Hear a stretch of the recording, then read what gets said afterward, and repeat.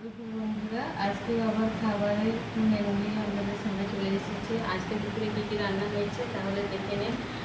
বলতে আছে ভাত, আর এদিকে রয়েছে বিট ভাজা, এটা হচ্ছে ঢ্যাঁড়সের শুক্তো